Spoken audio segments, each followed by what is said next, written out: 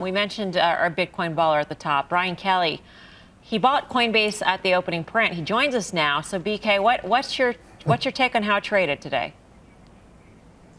Yeah, so I went from hero to zero. I looked fantastic in the first 10 minutes of trading, but then turned around here. I'm not that concerned about it. I mean, maybe it's just that I'm jaded by 7 or 8 years of Bitcoin trading, and this type of volatility doesn't concern me.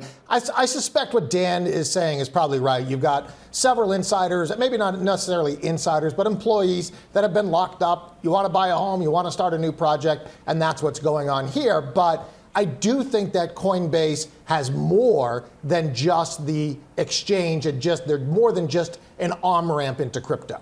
Okay, so then what is it? Because if you took a look at the pie chart of revenues, it's mostly transactions and it's mostly retail, and that's the state of it now. So what do you see Coinbase becoming to justify where it is trading?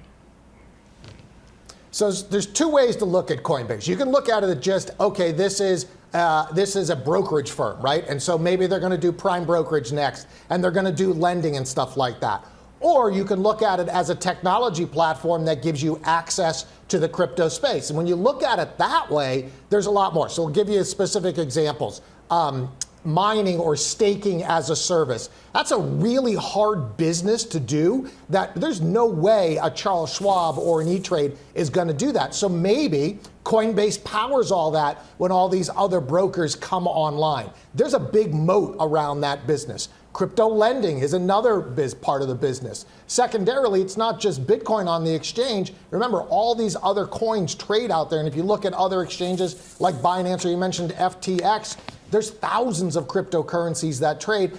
Coinbase just lists a few of them. So if they are the trusted partner out there for institutions coming in, and Bitcoin's the gateway drug, I think there's a lot more on that side as well. Do they do any of these things that you had mentioned that they could do? Yeah, absolutely. So they do custody right now. They do custody. Staking. Mining as a service. Yeah. Prime broker. I mean, yeah, they do staking as a service. Yep. Exactly. Okay. They do all of those, and they're growing parts of their business. So it's just a matter of time, in your view, until those parts of the business become much bigger in terms of percent of revenue. That's the bet you're making with Coinbase, that they have to execute on this. Less so much that Bitcoin's going up, but they have to execute. Okay, so let me ask you this. Why invest in Coinbase and not just Bitcoin or another cryptocurrency? So this is like a would you rather? Is that what you're saying? I mean, I guess it's kind of a would you rather, but I mean, if it's basically reliant on this universe of cryptocurrencies and that market expanding, why not just bet on that market? Yeah, listen, I completely agree with that. I think this is an interesting part if you want to play the picks and shovels, if you want to play the infrastructure of this. To me, though, the cryptocurrencies have so much more upside. And the reason why is ultimately Coinbase is bounded on its valuation, but currencies grow to the size to fit their underlying economy. So Bitcoin, Ethereum have a lot more upside, where I think Coinbase ultimately, not here, but ultimately is bounded.